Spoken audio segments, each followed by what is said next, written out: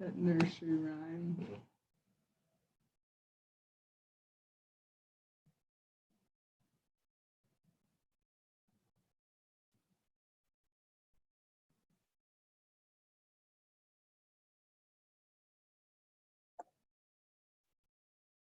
So we've got 5 planning commission members. Is that right at this point?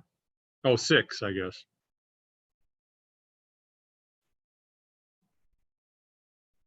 Now, wait a minute. I see another planning commissioner there with Lyle. Yes, Commissioner Lyon is here with us, so that's everybody on the commission is present this evening. I believe with this YouTube, let me double check it, is working.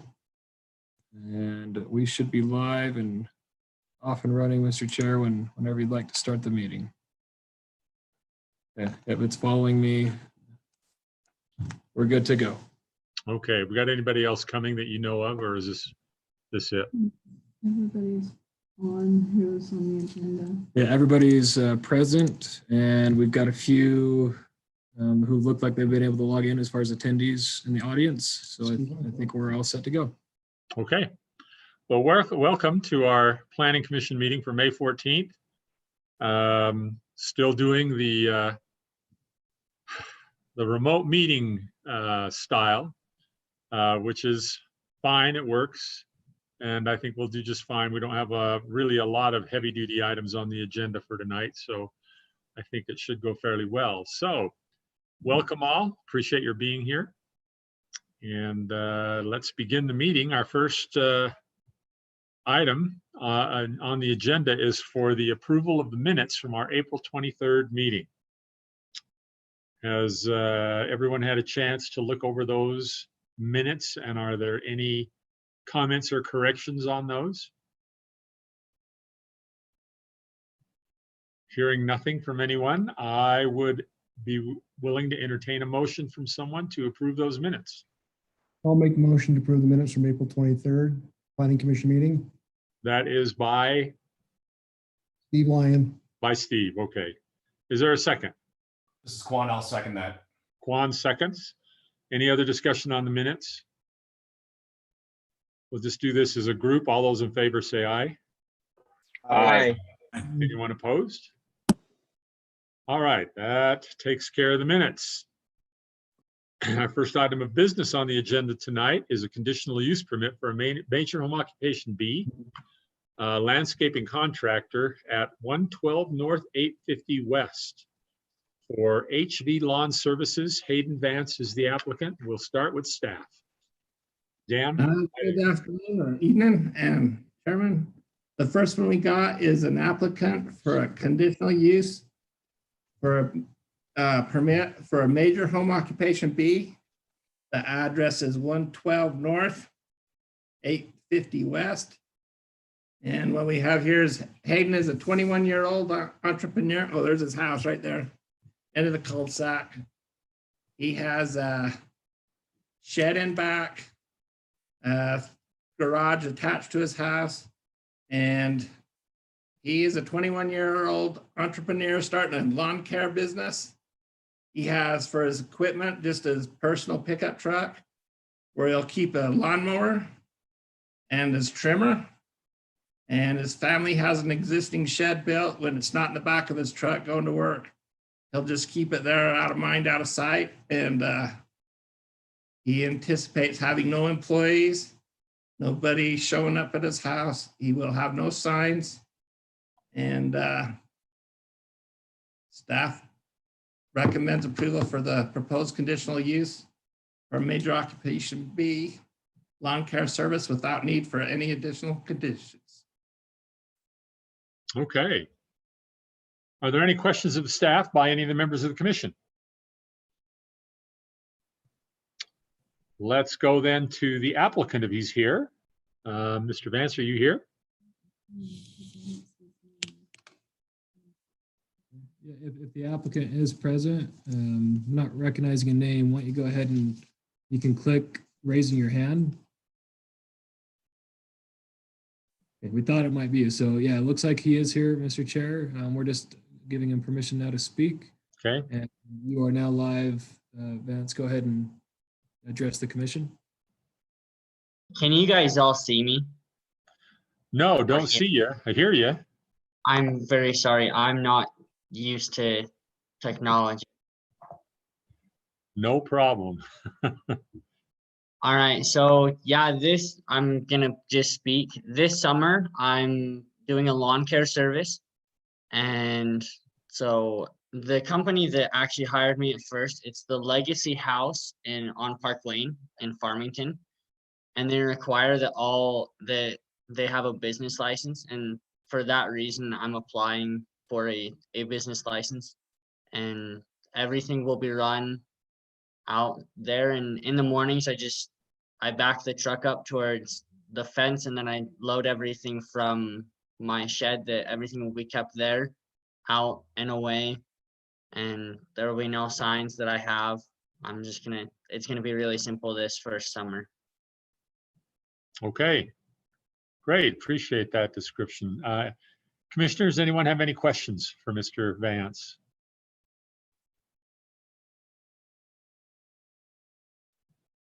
All right, not hearing any. Don't know if there are any.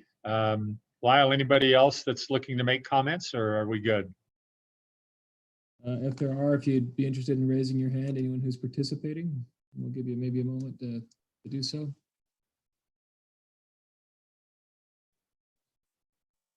Yeah, we have no additional hands raised, Mr. Chair, so that's all the interest. All right, then let's move on with the commission. Commissioners, any other discussion about this item? Looks like the staff is making no recommendations as far as any conditions are concerned for this, as it's all contained in a shed and using a truck to come to and from the business with equipment. Any other comments or questions? All right, if anyone's willing to, then to make a motion.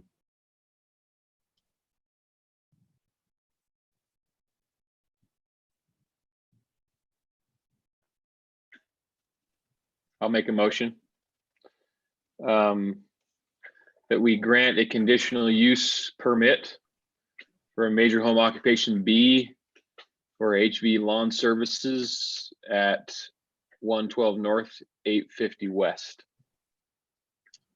All right, so Josh has made a motion to approve the conditional use permit as described with no additional commissions. Is there a second to that motion? I'll second. That is by Steve. Correct. All right, second by Steve. Any other discussion from the commission on this? All right, then let's go through and vote. Start with Toby. Aye. Jared, Aye. Quan, Aye. Scott, Aye. Josh, Aye. Steve, Aye. and I vote aye as well. All right, unanimously approved. Mr. Hayden or Mr. Vance, thanks very much. Appreciate it. Your conditional use occupation has been approved. Our next item again is a conditional use permit for a major home occupation B. Kelly Page's Lawn Care and Landscaping Service, located at 212 East, 2300 South. Applicant is Kelly Page. We will turn to the staff. Dan. Hello there again. We got Kelly Page. She's a young entrepreneur starting her own lawn care business. She too has a pickup truck. She will be using sometimes a small 8x10 utility trailer where she'll load her mower on and her trimmer sometimes. If not her pickup. Her family has an existing attached garage where she'll keep her mower and her trimmer in when not in use. She anticipates having no employees, no signs in the yard.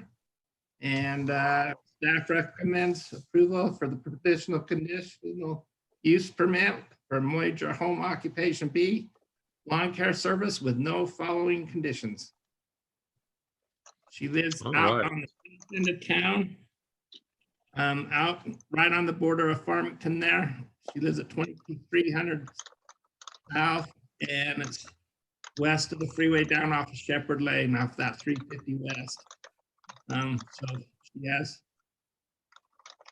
much adequate space for everything, and I think we should see no problems with it. Okay, great. Staff, any questions for Dan of this?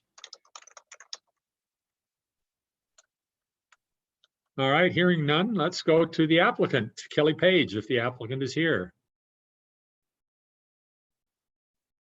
All right, can you hear me? Yes. Okay, perfect. I'm just looking to get a business license and permit this summer. I'm planning to do 14 lawns right now, so I just needed to get a permit so that I could be able to do my lawn care business. Okay, sounds like we've heard also that you'll have a trailer and that keep most of your equipment in the garage. Sounds Yeah, pretty- so every time I'll be done, I'll just put it all in my garage after I'm finished. Okay, sounds pretty straightforward, pretty good. Commissioners, Yeah. any questions of the applicant? Okay, no questions. Let's turn back. Lyle, is there anyone here who would like to comment on that? We will check for a second. Anybody who wishes to speak, please raise their hand by pushing the button. Yeah, I see no additional interest from the public on this item, Mr. Chair. Okay. Well, then we'll turn it back to the commissioners. Commission, any further discussion on this item? If not, then I think we're ready for a motion. Make a motion. I'll make a motion that we approve a conditional use permit for a major home occupation B for Kelly Page's lawn care and landscaping service located at 212 East, 2300 South, per the staff report with no additional conditions. Okay, is there a second to that motion? I'll second it. That's by Jared. Yes. Okay, Jared seconds that motion. Commissioners, any further discussion to the motion? If not, let's begin the vote. Jared, we'll start with you. Yay. Quan, Aye. Scott, Aye. Josh, Aye. Steve, Aye. and Wilf, I vote aye, and Toby. Aye. All right, that motion is also approved unanimously. So, Ms. Page, your conditional use permit has been approved. Thank you. Thank you. All right, our next item is another conditional use permit, this one for farm animals located at 42 South 100 West. The applicants are Holly and Lauren Ferguson, and we'll turn to the staff. Dan, I'm assuming you're going to handle that as well? Yes, this is my favorite one of the evening. Okay. There's no way I wouldn't do this one. This is at 42 South 100 West. Holly Ferguson and her 14-year-old daughter, Lauren, are requesting the conditional use for farm animals. They want to have 2 goats. They have approximately 0.7 acres. That's 30,492 square feet. If you do the math in our chart and everything, they're allowed to have up to 5 goats. However, they only want 2. Lauren loves animals, and her parents finally gave in to her and said she'd be a fantastic goat keeper. And they have a property just west on 100 West, and then just north of the theater behind there. They got a nice fenced in yard. They've got sheds that will already work for housing the goat. They meet the required distance from the allowable other buildings or residents of the neighborhood. So based on our ordinances of farm animals and their conditions and everything they have down there, staff recommends approval for the proposed conditional use. The ordinance will mitigate any problems that they may have, and we recommend the use or the conditional use. Dan, what is the setback required for farm animals? The setback required from the shelter from an occupied house is 50 feet. from any other building on somebody else's lot, 15 feet. Okay. And so it meets all of those. Yes, sir. Okay. Commissioners, any other questions of Dan? Yeah, I did have a question, and that was whether the recommendation was to approve a conditional use permit specifically for 2 goats, or is it to permit farm animals per the ordinance so that they wouldn't have to come back if they wanted to get any other of the animals that are permitted on this size of a lot? They would, the way we would propose it is they're getting farm animals. If they add to it, as long as they stay under the allowed number, I feel that they could do that without any ordinance violation.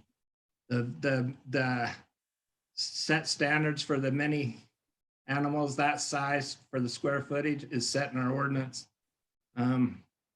So yeah, if they add a couple goats, they should be okay, up to 5. Okay, so when we approve this conditional use permit, it will be for up to 5 animals as listed in the ordinance. Yes. Okay. Commissioners, any other questions?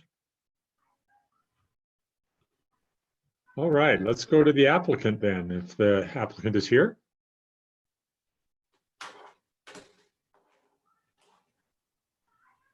Hello. Hi, Hi. tell us about your animals. So we get to pick up the little goats on May 30th, and we're super excited. It's our first time at having goats, but yeah, our daughter just loves animals. And so, yeah, like Dan said, we just finally gave in. I'm hoping goats will be easier than a horse. So, yeah. Yeah, it's probably be different, that's for sure. Yeah, it'll be fun. All And right. we're allowed to take them around town on a walk, right? If they're leashed. That I don't know. All right, commissioners, any questions for the assuming. applicant?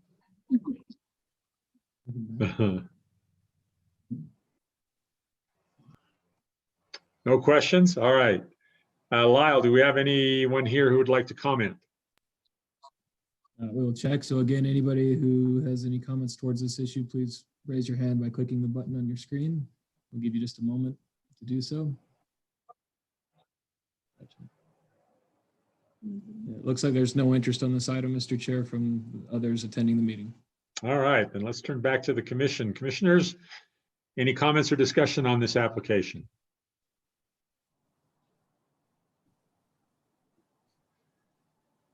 If not, then I think we're ready for a motion.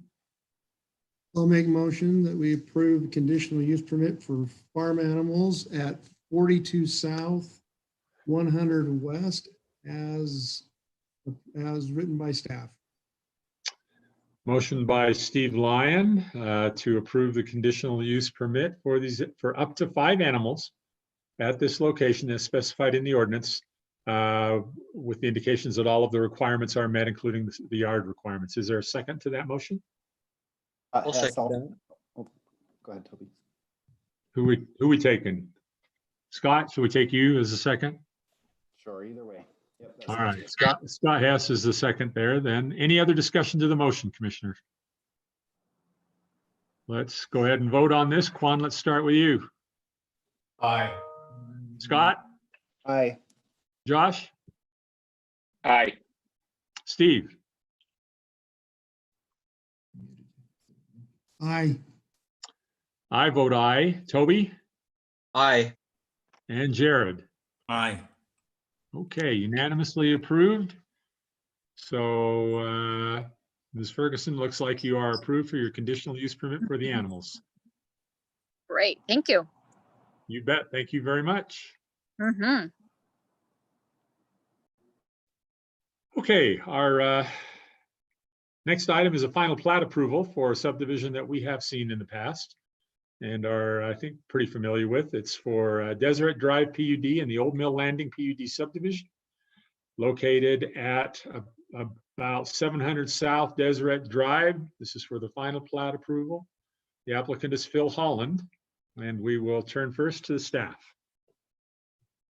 Thank you, Mr. Chair. I'll briefly go over this one. We combined the staff report, and I'll also do that on my introduction as we're talking more or less on the same project. But again, as you have separate items, we'd look for a motion towards each plat individually, is just a reminder. All right. Take the wheel. So just south of Boondocks between Deseret Drive and I-15, we've been looking at this property frequently over the past several months. We recently rezoned it with a development agreement where you can see the top half in purple for some commercial uses and the bottom tan portion where there's a residential component.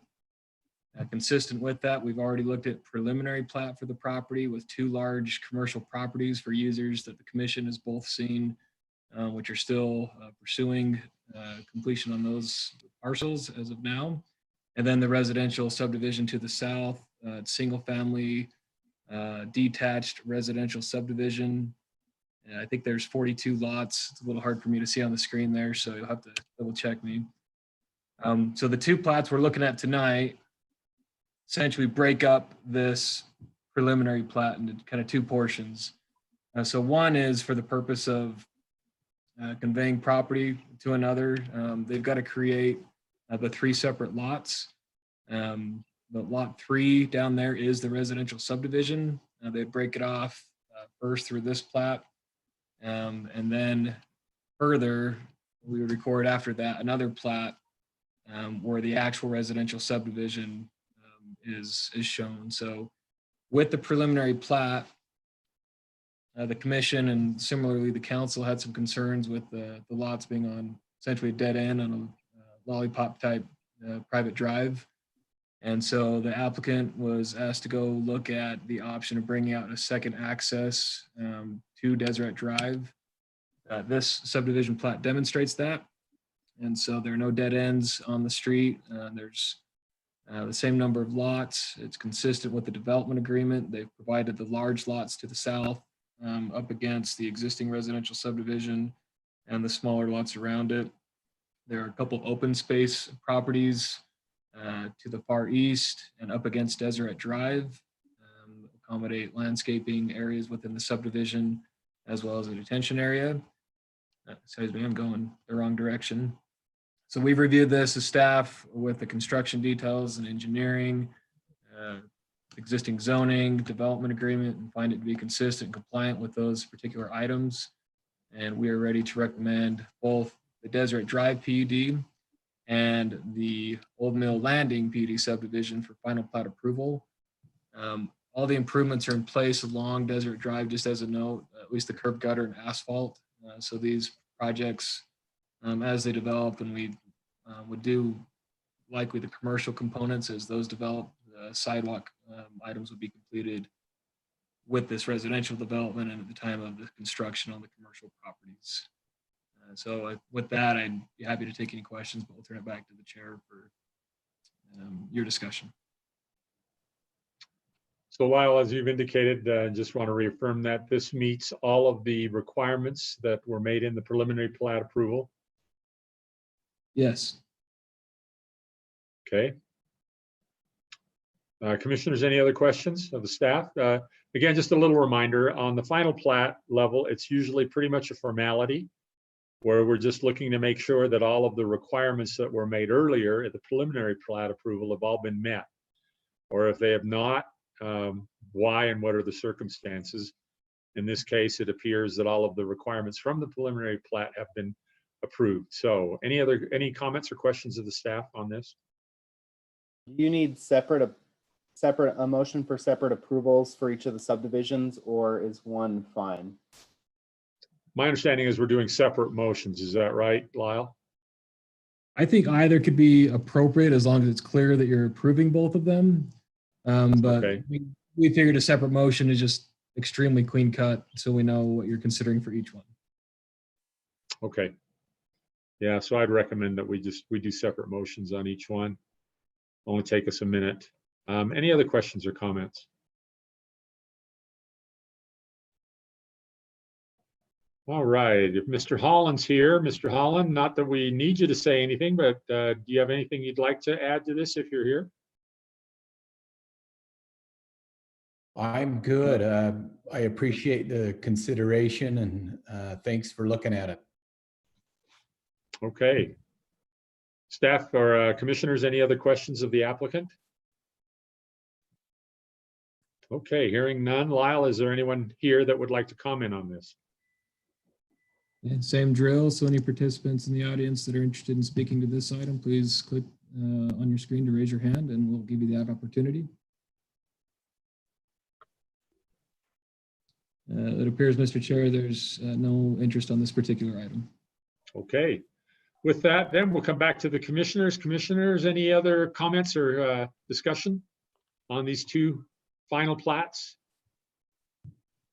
If not, I think I would entertain and I would suggest that we make two separate motions, one for Deseret Drive PUD and one for the Old Mill Landing PUD.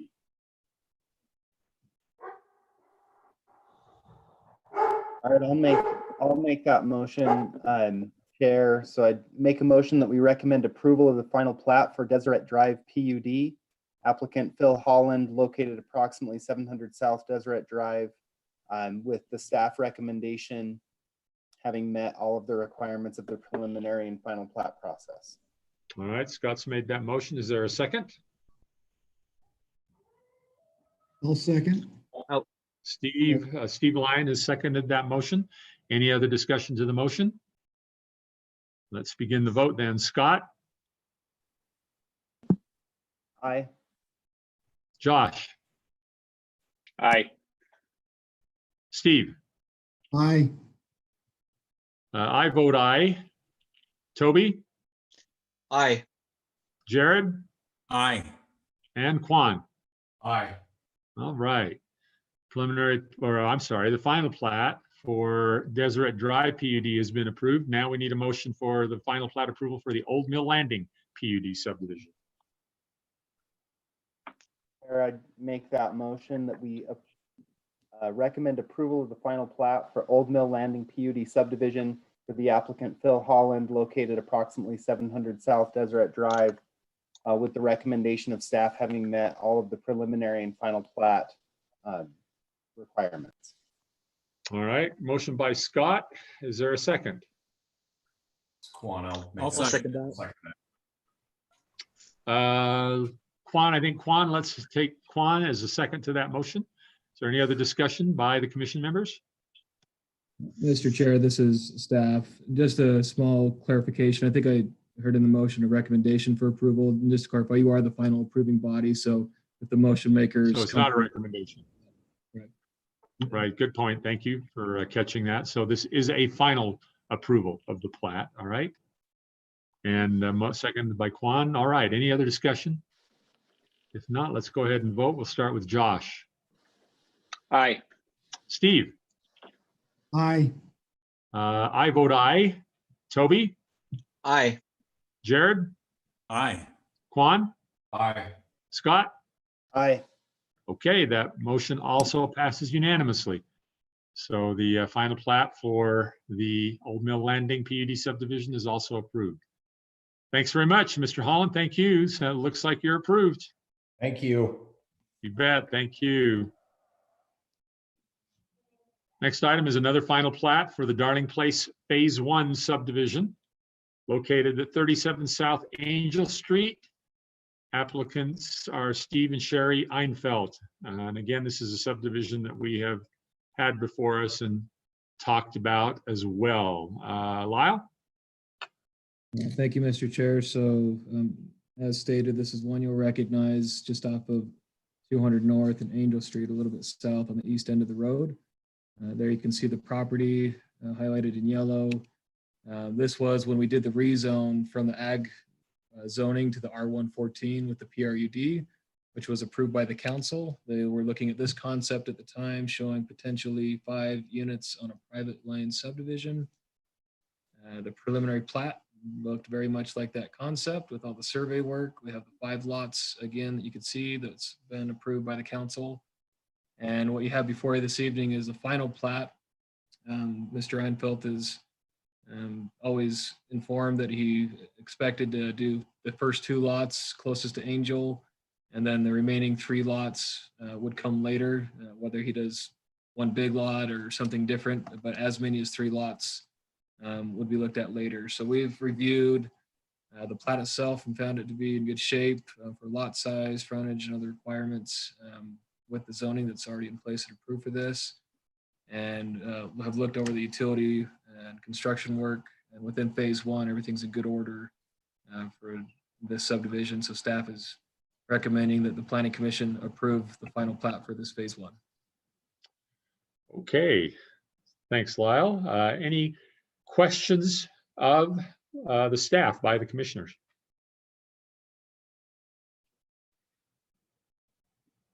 Okay, hearing none. Sorry. Oh, yeah, go ahead. Chair, was this the preliminary was approved as Angel Place subdivision amended, and now it's Darling Place subdivision phase 1. Is that just the name of phase 1, or was there a name change between preliminary and final, and does that matter? Yeah, so they had decided to call it something different. So the phase 2 will be Darling Place subdivision phase 2, and it was just finding that unique identifier. It's appropriate with the county, just as long as it's unique. And we just noted within, I think, the agenda item that it did change so that you understood it was still the same project. We'll see that regularly. Sometimes they'll change a name after you even see it. Yeah, okay. Okay, yeah, good point. So Angel Place has become Darling Place. All right. Okay, if there are no other comments from the commission, we'll turn to the applicants to see if they have any comments.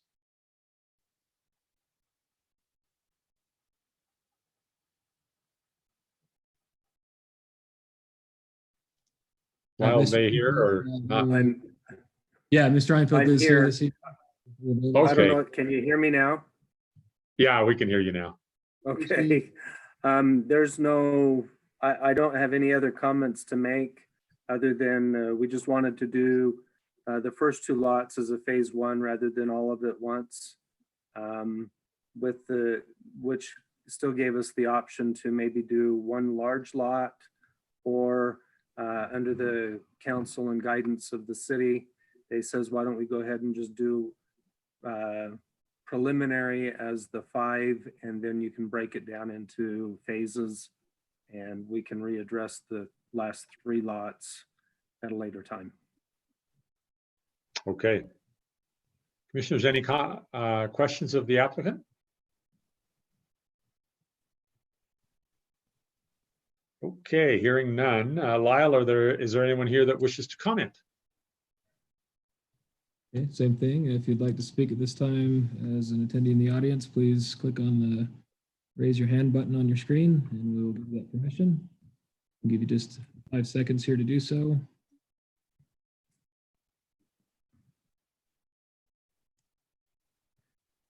Yeah, we have just a few people left, Mr. Chair, and it looks like there's no interest on this particular item. All right. And given that, then let's turn back to the commissioners. Commissioners, any other comments or questions on this item? If not, then I think we're ready for a motion for final plat approval. This is Quan. I'll make a motion to recommend approval of the proposed final plat for Darling Place subdivision from the Untitled at 37 South Angel Street as proposed by staff. Noting that it's phase 1. Phase 1, correct. Phase 1, right. Okay. Is there a second? I'll second that. That is from Toby? Yes. Okay, a second by Toby. Commissioners, any other discussion on this motion? Okay, seeing none, let's go ahead and vote. Steve? Aye. I vote aye. Toby? Aye. Jared? Aye. Quan? Aye. Scott, Aye. and Josh. Aye. Okay, that motion also passes unanimously. So the final plat approval for phase 1 of Darling Place is approved. Thank you very much.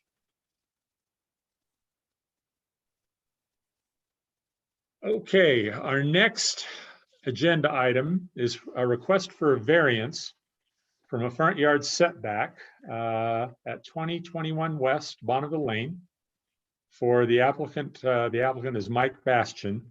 Before we turn to the staff report on this, maybe just a quick reminder to the planning commissioners.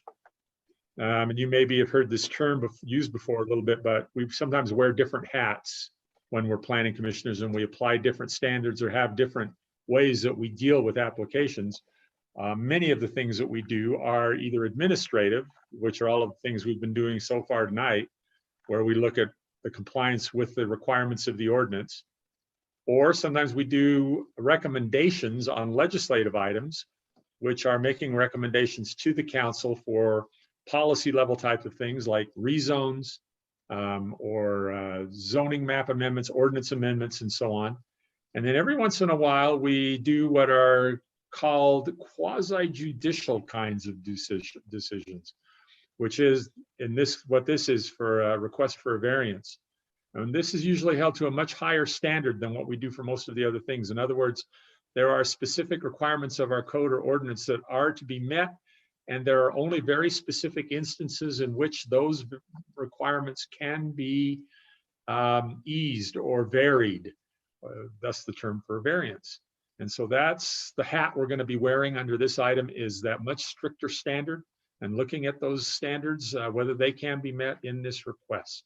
So with that, let's go ahead and turn to staff.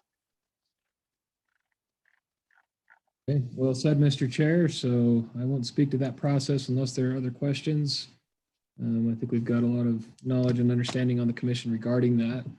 The property we're looking at here at 21 West Bonneville Lane is an interesting shaped property. It's not a true corner property. It's kind of got that long frontage along Bonneville with the wide curve. Lot 224 there on the south end, you can see it highlighted in yellow. There are some very large transmission lines that run through this and other properties in the area. And I'll flop back and forth between a picture where Rocky Mountain Power owned several of these lots.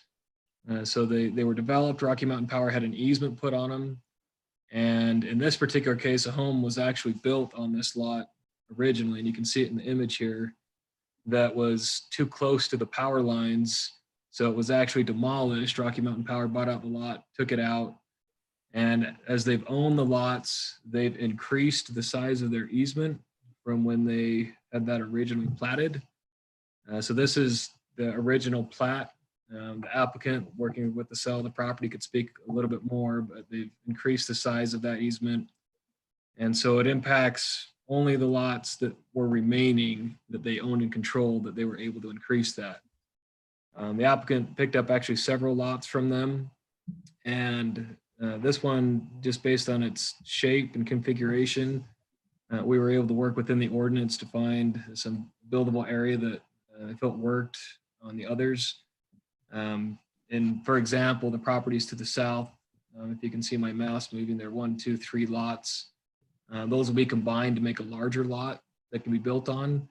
And because it's got an actual hard corner, we can look at a typical front yard up against Bonneville Lane and then call the other one a side yard against a public street. And so that allows it to go to 20 feet and creates a buildable area that allowed for the home that they were hoping to do. The other lots just happen to be deeper, and the power lines go further to the east as they impact those that are vacant here. But this lot 224 was a little more particular, so the applicant decided he would request the variance. The documentation in your staff report, one of your colleagues, the commissioner, noted that might cause some confusion. It alludes to lot 221. It is in fact referencing this lot 224. So we're just looking at this one lot this evening. The applicant can speak to this exhibit a little bit. It shows some of what's left after the impact from those easements from Rocky Mountain Power and why they felt they were justified for requesting a variance. So hopefully that's enough background so you at least know where you're looking at and what they're trying to accomplish. I believe the applicant is on this evening. They could speak to it further. But again, we'll take questions of staff as you have them. Okay, so Lyle, you were saying that this property did have a house built upon it, but it encroached into the easement that Rocky Mountain Power had. Was that their existing easement or their expanded easement? So I'm not positive if it actually encroached into the original easement. I'm not sure that it did, but I think that was still too close for Rocky Mountain Power. So that is where they took over the property and have since expanded their easement. So I think the original home, from what I can tell, would have been compliant with the easement on site, but is not compliant with the easements that they've added since they demolished the house. The front yard requirement in this particular zone, which is the R1 RA zone, is 30 feet.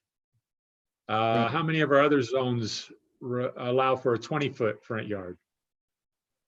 So the other zoning districts go to a 25-foot front yard, unless you're doing a PRUD and get an exception from our typical standards. 25 feet is as close as we get. All zones have a 20-foot side yard abutting a public street. I believe without exception in our residential zones. And so this one, as staff, we didn't feel like we had a side yard abutting a street. It was all one large front yard, which is another unique characteristic of this lot. Okay. Commissioners, any other questions?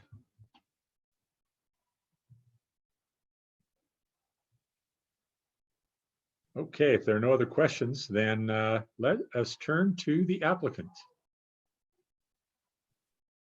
Okay, Mr. Mike, Bastian.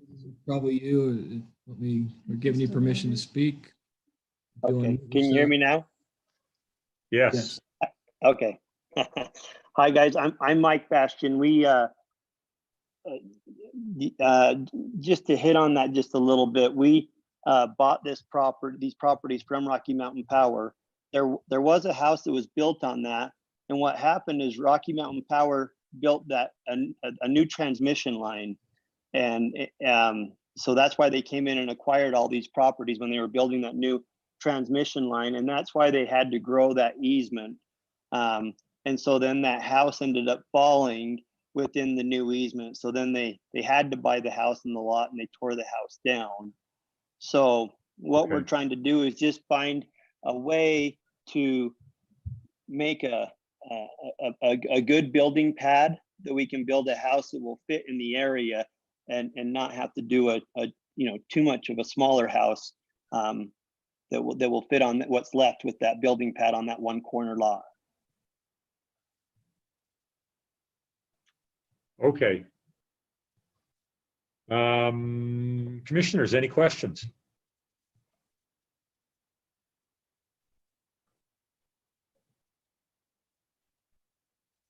Okay, Lyle, do we have anyone here that wishes to comment on this? Okay, I'll put out the usual request. Anyone in the audience that wishes to speak to this item, please click the button to raise your hand and we'll give you permission to do so.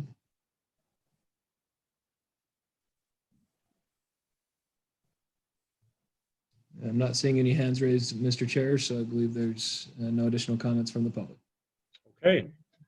Well, let's turn to the commission then and discuss this a little bit. And if I can remind you again, the standard that we're under again is that quasi-judicial, which is generally a much stricter standard than what we sometimes look at, where we're just looking to see if this can meet the specific requirements. And if you don't mind, I mean, I'll go ahead and just say, one of the things whenever you're looking at a variance, and one of the rules that kind of is out there is that it's not a self-created hardship. This to me sounds like a self-created hardship. This is one where the power company expanded the size of the easement, thereby making the lot no longer buildable under the terms of the ordinance. And so that was not something that was done as a result of the topography or the natural conditions or anything else with the property. The property did comply at one time, and then it was through the action of Rocky Mountain Power expanding the size of the easement, which then created the hardship in and of itself.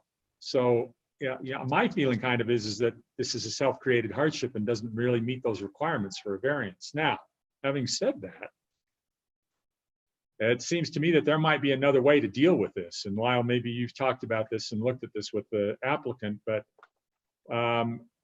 do we have a limitation on the size of property that we allow the PD zone to be applied to, the PD overlay?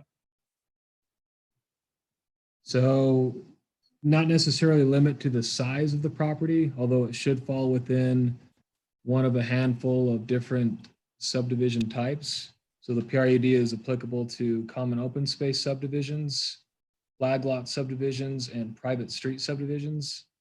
This is not a flag lot nor a private street. It was originally platted as part of a common open space subdivision, which open space I believe it's now part of the city's property.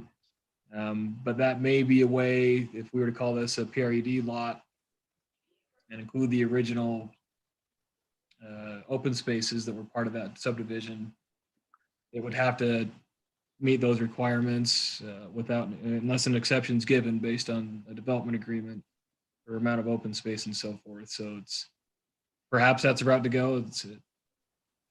We could pursue that if that's the will of the commission, that's more appropriate.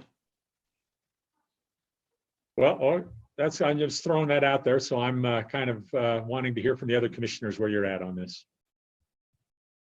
I'll make a quick comment on your point about self-imposed hardship. I agree with that in principle, though I think I reached that conclusion in a different way. And specifically, I had a question about this coming into it that was answered. And that question was, did the current property owner own the property and then have this imposed upon them? Or did they buy the property knowing that this smaller, not unbuildable, but smaller buildable lot was there? And I think the answer is the latter. They bought it knowing that it was here. So it sounds to me like they bought it knowing that they would have to either A, try to get a variance, or B, build a smaller home. But I guess a question I have just to confirm, I believe that a home could still be built on here. It's just not as big or compatible with other homes in the neighborhood. Is that correct?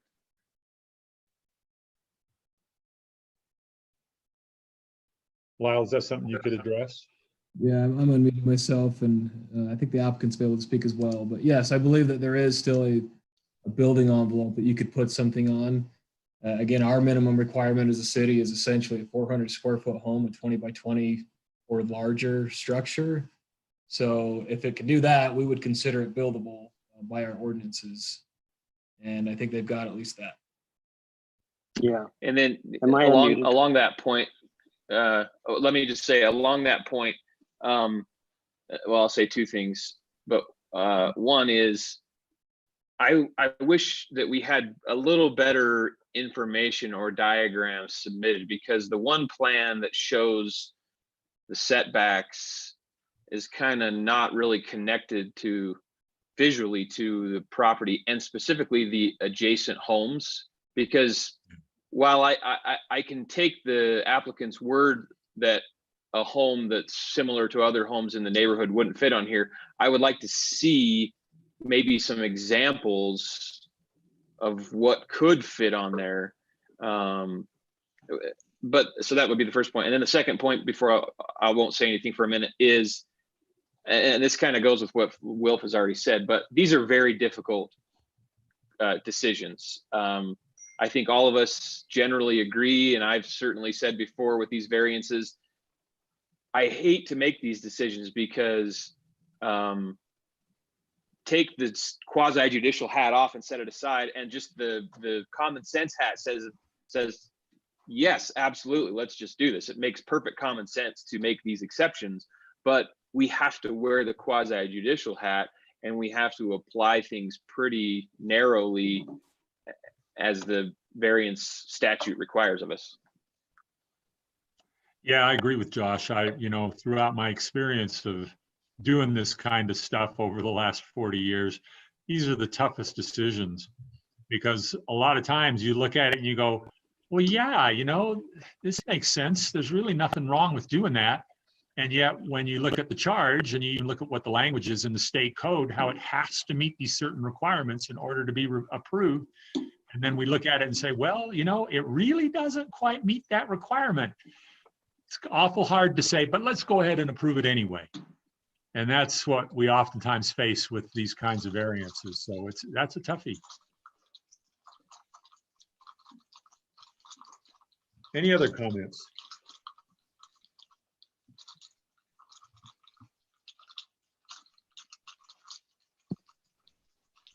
Go ahead. Lyle, I had a question. This lot, and to Wilf's point earlier about the potential rezone to probably some sort of PUD ordinance or something that would allow a little bit more flexibility. Does the applicant own the 3 lots to the south? And could they make that all essentially one new amended subdivision under a new ordinance and rezone, that sort of thing, and kind of wrap it up into a full solution for this awkward corner with the easement coming through? And maybe that'd be a cleaner option for them, and it would provide less of the gray area variance for this particular use case. We could look into it. Again, if they're willing to create common areas or something to account for that and have a 2-lot HOA, or I'm not exactly sure what would come up, but yes, whether they own it or not, and the applicant's raising his hand, so I'll let him speak to it. It's under contract at the very least, and yeah, they are pursuing those lots in addition to some of the others. Rocky Mountain was selling the lots in surplus, as I understand it, so you got all of them, and that could become a piece of the puzzle. Am I unmuted? Sorry, guys, I don't know how to use this. Yeah, you're on. Okay. Hey, again, it's Mike again. Hey, we do own all the vacant lots in there. We bought them all, and that's a great idea. We to do a PRD. The one concern we have about doing a PRD is right now these are zoned, and they could be used for like horses. And that's a 1.3 acre lot. And then the one that we're combining across the street will be 1.5 acres. And so if we do a PRD, or we worry that we will lose that, the animal rights that come with the zone that it's in right now. And so that's been a hesitation we've had to look at doing the PRD versus keeping it in the same zone that it's in right now. I wonder if it's possible to, go ahead. Oh, one thing I was just wondering out loud is, Lyle hit on this, is a kind of an odd lot because it has just the big radius on the front. And it's kind of like, where do you determine front yard versus side yard on this lot?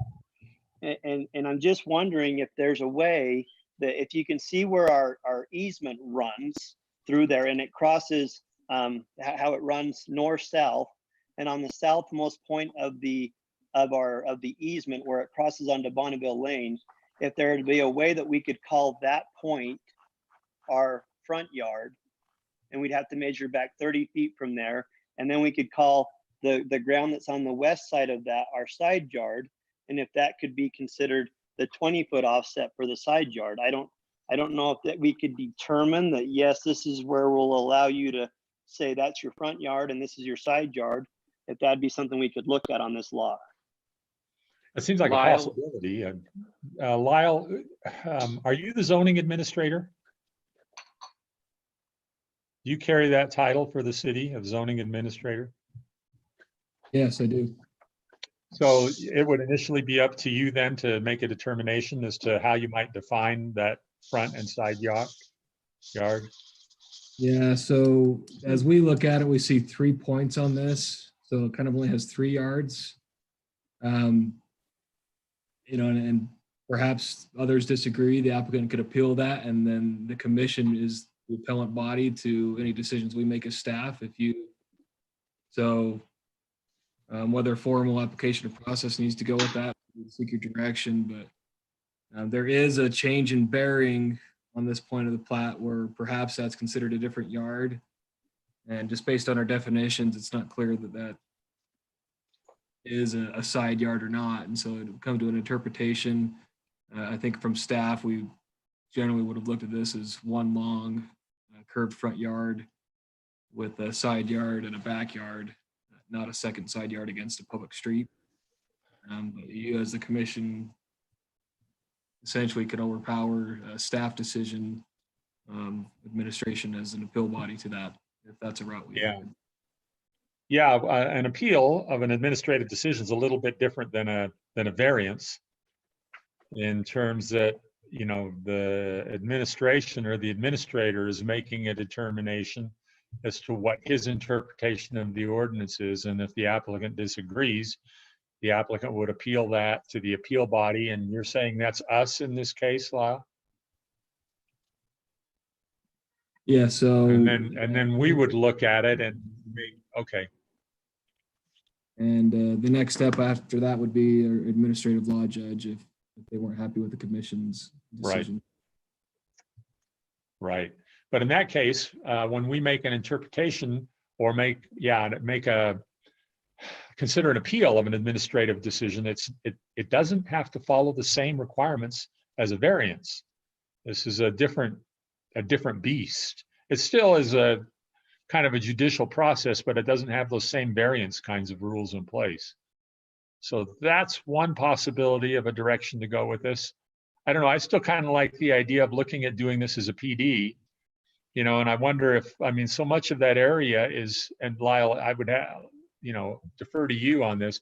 So much of the area of those lots is under those power lines. It would seem like that some of that area could be designated and set aside as open space because it ain't gonna be used for anything else. And as far as the animal rights go for horses and so on, I mean, it would seem to me, I don't know if the city has done this in the past, but you have allowed for open space, public open space, or open space for the subdivision that allows for animal or horse use in it, doesn't it? Well, so I believe the underlying zone, which allows for farm animals, could maintain with the PRUD. So it would still be an RA. The uses permitted within the RA zone, whether permitted or conditional, would remain. And so we wouldn't necessarily remove the animal rights by making it a PRUD. And then, yeah, it would just be a matter of, as I'm understanding, Mr. Chair, your concept, removing those yards and areas from private ownership to common ownership of some fashion. There's certainly space to do it. And I guess in function that could act as private open space would just be set up a little different, you know, as far as practical use. I think they envision a number of lots in this area, even though you're correct, you can't really build structures under the lines. There's not much you can do with it, but animals and such could go there. So I think that's what they're looking at, is just large yards for the large animals. But we can pursue that concept if the commission's interested in making a motion towards the variance. We can look into the direction of an appeal or the possible zoning action of the PRUD for another consideration. Commissioners, any other comments on this? Do we want to take a stab at the 5 criteria, and maybe we can make all five of them work? Sounds like we might have to convince some of us, but if we do that and we are able to make them work, my understanding of the standard is if there is substantial evidence in the record that all 5 criteria are met, then if this got appealed, which it likely wouldn't, it would get upheld. So if the question for us is, if we want to do it and we think we could make it work, is there substantial evidence for us to make all 5 work? You know, that's not a bad thought, but to me, it seems like there's at least a couple of other ways to approach this and maybe get around accomplishing what the applicant wants to do without having to do a variance, which has the very strict standards. And maybe what we do, maybe the thing to do tonight is to table this item and allow the applicant and the staff to work together, looking at some of these other options, like putting on the PRD overlay zone, or to maybe look at having an administrative ruling made by the zoning administrator with regard to what's a front and side yard. And if that's something that the applicant would like to, feels like that they would like to appeal to us to reconsider, to move that direction. And that doesn't fall under the same criteria or standards that you do for a variance, where we could consider that under a different kind of light.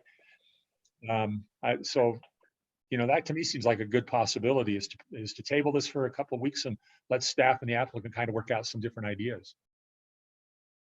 And if I'll just say, if that's the route we go, I personally would prefer the latter option, even though I'm not super convinced that's the best one, but I would rather see that than the PRUD. And as to the appeal, you know, appeal of an administrative decision by staff option, one question I would be asking is, how many other lots are like this, not just in the neighborhood, but in all of Kaysville? Probably not very many, if any. And that being the case, us making a decision overruling staff is not going to have far-reaching consequences. Yeah, that's a good point. Commissioners, any other comments from other commissioners? Your thoughts about this? The only other thought that I would have, and I wouldn't expect the applicant to go to great costs or lengths or you know, drawings to do this, but I do you know, appreciate Josh's comments, Commissioner Sumloff's comments about seeing that 20-foot variance, the side yard setback or the front yard setback being 20 feet as it relates to the other structures around the area. So even if it were superimposed on top of an aerial image type of change, so that we have a better understanding of you know, what size a home, as you're looking at like a top-down aerial image or something like that, I think would be helpful in making a determination here. Okay. Other comments? This is Commissioner Barris. I would also agree with kind of the thought process of not wanting to go around the variance route, but either of the other 2 options have been discussed. I would entertain those over the variance. Okay, thanks, Toby. Any others? Looks like the applicant, Mr. Chair, is raising a hand. If you'd like to give Okay, yeah, go ahead. Gentlemen, I'd be happy to do that. I mean, like Lyle said, I don't know if we want to spend a ton of money on you know, how much we can get into this and doing some type of a small subdivision, but I would be happy to take some time and spend some money on, because I think that's a great idea, to show some top-down images of the type of houses that we could do on what's there right now versus what we're talking about. And then I could talk to, you know, with staff, we could talk about, you know, the possibility of where could we call it a front yard and a side yard. And if we could give me you know, give us a couple of weeks to do that with the tabling, and then come back and revisit it and look at it with a couple other things. And if it's something that meets all 5 criteria, we could look at it with the variance. And if it doesn't, we could look at it from the administrative way with you know, if staff makes a recommendation and we disagreed, we could come and ask for something on that. We could look at it both those ways, but I think tabling it's a great idea tonight, and give me a little bit of time to put some better visuals together for it. Okay, thank you. Commissioners, any other comments or thoughts?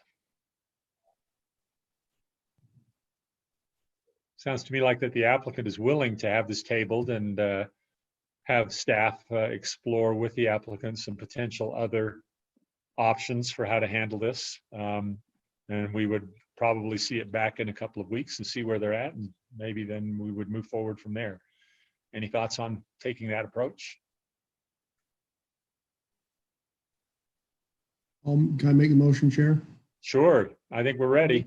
I'll make a motion to table this agenda item and bring it back to staff to work with the applicant and to bring it back to commission when they're ready. So there's a motion by Steve to table this to allow for the exploration of other options by the applicant with the staff. Is there a second to that motion? I'll second that. Second by Toby. Discussion to that motion, commissioners. I would just add, Lyle, you know, you've heard the discussion here tonight. I think that probably gives you some basis, some ideas of what to look at and to consider. And do you have any questions on that? No, we appreciate the direction, and we'll look at some options. We've got some ideas on how we might pursue that with them.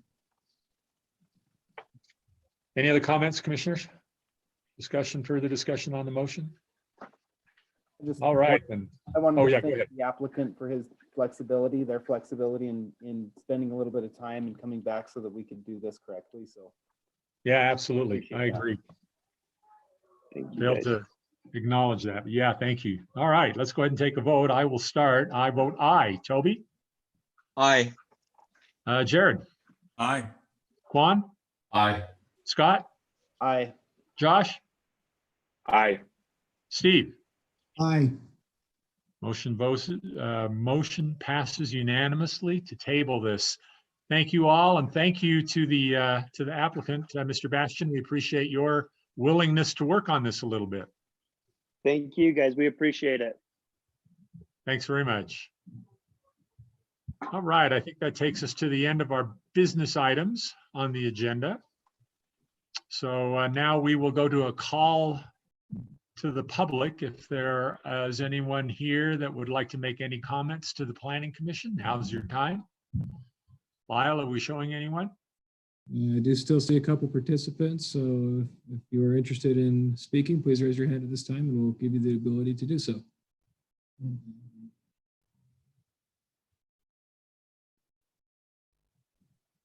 It appears, Mr. Chair, I'm not seeing any hands raised. We just have some who are enjoying watching till the end, so we're. I can think of more fun things to watch on a pandemic evening, but that's all right. We appreciate that very much. Okay, well, given that, then we'll go on to our agenda item of other matters for reports, correspondence in the calendar. And Lyle, we'll turn that to you. And as you do, I hope, I'm guessing you'll include in there a report on what's happening with our general plan update. Yeah, I'd be happy to. So maybe I'll start with that. So the general plan, our steering committee has met for the first time on that. And where things are going with the next step, there will be a visual preference survey, as well as some other online interactive features come available in June. So throughout the month of June, we'll have it in our newsletter. We'll be doing outreach through different means to encourage the public to give us some feedback as our consultants fine-tuning that. We expect it to be ready for the course of next month. So that'll be one of several outreach activities where we're looking for guidance and vision from the public. This first one will kind of help set a scoping and direction for the plan as we continue to move forward. So watch for information on that, and we participate any help or assistance in getting the word out to get as much input as we can. It's a little unique in these times. We can get a lot of public participation through online means, and these are some great tools that they can be fun to work with and can help give a lot of information both ways as far as informing the public about the process, about some of the challenges, then also the feedback we get from them is critical in making decisions and creating a vision and updating our plan. And so if any outreach or influence you have with neighbors, friends, and so forth through community, businesses, residents, etc., watch for that information and encourage them as well to participate in that. Other item, just as a report, thought would be of interest to the council is the Mutton Hollow rezone that was before the council, the planning commission at our last meeting went before the council. It was a 5-2 vote, I think, on the planning commission in favor. The city council with a 4-1 vote voted against that motion. So that corner remains in the commercial property on the corner of Mutton and Main. And I think that's probably just the two items I thought would be of interest to the commission. We're working on several things here in staff where hopefully within the next meetings, we'll have some more ordinance items to bring back up. I know there was some interest expressed from members of the commission to get back to our accessory building discussion. We'll have something tweaked and modified from that original concept to be ready to look at. And if there are other items as well of interest with the commission, let us know and we'll continue to work to bring those forward. Maybe one more thing, we've got an intern here on staff who's helping look at one item that several members of the commission was expressed was of interest, which is landscaping, in particular in our park strips and how that's handled. So we've got someone working on that specifically, and a fun educational experience for them. And I think we'll get something good for consideration in the commission, but before they're done with their time here with the city in a couple months. So if there are questions from me or any reports or correspondence from the commission, I'll turn it over to you to do the talking. A couple questions for you, Lyle. First of all, on the rezone on the Mutton Hollow property with council voted 4-1 to keep it as it is. Did you get a sense of what the rationale was? Was the rationale that they did not want to lose any more commercial zoning? My sense is that was the primary issue. I think there were comments in support of the developer, the product that they produce. I don't think it was opposition to that type of housing. It was actually a fairly fast decision. It wasn't an extremely long discussion. So I'd be guessing at a little bit of all their considerations, but I think the underlying feeling was a little bit of spread it through different parts of town, but primarily keep the commercial intact for Kaysville City. So again, yeah, they made a pretty fast work of it. So there weren't lengthy comments from each commission member as to where that was at. But. Okay. Yeah, just curious about that. When the public involvement part for the general plan gets going, obviously, I mean, we've always talked about how online involvement is a big thing and a good thing to do, and it's a good way to get a lot of public involvement. And obviously, we're going to have a lot of online public involvement. But as I think we've experienced a little bit as we've done these planning commission meetings, all now almost entirely online. We also, I think, recognize and need to acknowledge that there's also something you get from live meetings that you don't get from online. So just be interesting, something to be aware of. Do you think, are we anticipating that we will be able to do some live comment sessions or something coming up here shortly? Yeah, the consultant very much hopes to do that. The timing and what those processes will be exactly is still undetermined. But yeah, there's a recognition of both the quality and type of interaction you can get out of that, but also different demographics and segments of our community that we want to make sure can be involved. It's essential that we do it that way to help gather that participation. So under the current circumstances, we're trying to get creative with what we're able to do, but certainly anticipate doing that, and we'll keep you posted on those details. And we look forward to ideas. They've thrown out things from, you have your typical open house or a charrette where people will come in to City Hall and talk about things, all the way to, they were telling me they call them living room sessions, where they can meet in small groups and go out into neighborhoods and have, smaller conversations. They've got a lot of different ideas from large scale to small scale, and maybe how we could meet in person with the public, and those will pan out exactly what that's going to be. But absolutely, there's an expectation those face-to-face interactions will be made available. Well, and related to that, and you and I talked about this a little bit the other day, Lyle, and might just give a little bit of an update here to the other commissioners. How much longer do you think that we will be having to do all online meetings for our planning commission meetings? Yeah, so I'll just state one thing here, and then I think Commissioner Lyons has some insight maybe on our timing with larger group meetings. The city council is hoping maybe as early as their first meeting in June to start doing some in-person meetings. I think they've done some outreach to Davis Tech where they've been hosting their meetings, and they're still figuring out the details with that. But I think it will be with some restrictions, and I won't pretend to know exactly how that's going to work out. So I think our next meeting in May, am I getting my dates right? We've got one more, I think, will likely be online. Come June, there may be some other options made available.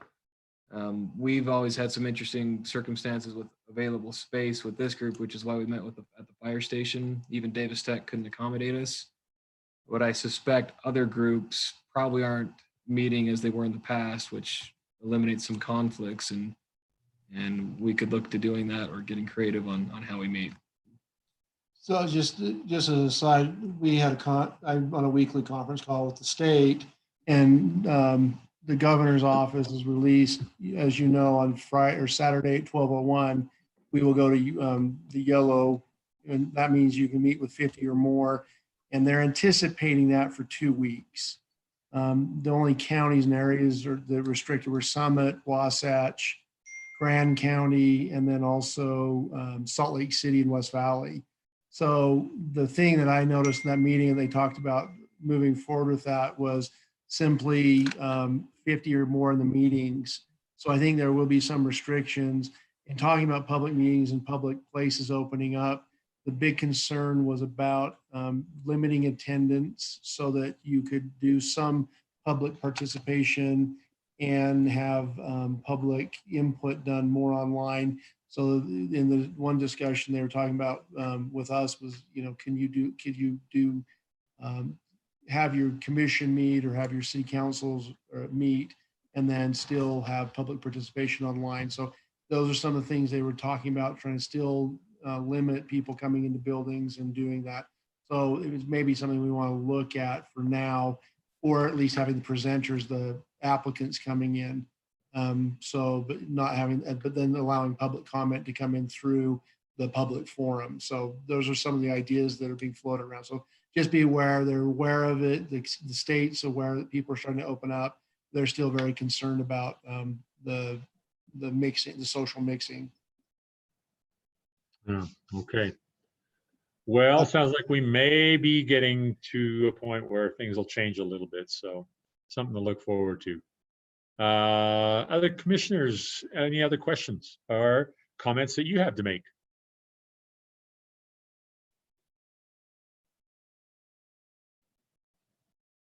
Well, everybody's probably burned out at this point. So oh, this has been a pretty good meeting, a pretty easy meeting. Lyle, anything else for us?